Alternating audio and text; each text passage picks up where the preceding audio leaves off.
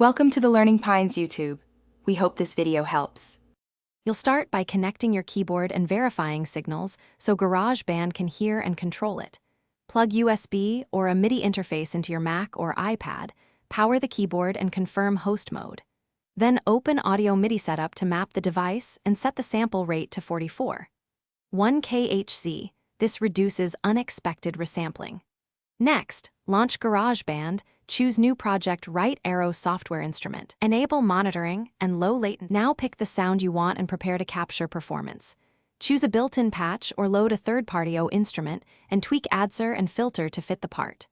Once done, arm the track, enable the metronome and pre-roll, and set input quantize or swing if you need tighter timing. Record several takes. Garageband will create take folders, so you can comp later. Make layered tracks for pads, bass, and leads, and keep software monitoring on to hear latency-free sound. Finish by cleaning and balancing your performance so it translates outside the DAW. Comp multiple takes, open the piano roll to correct note timing and velocity, and apply subtle quantize only where needed to preserve feel. Once edited, add EQ to carve space, compression for consistency, and reverb or delay for depth. Automate volume and filter sweeps to build interest.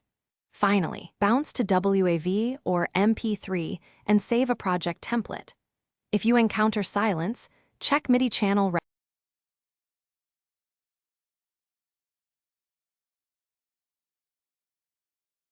Thanks for watching. Consider subscribing if we helped you.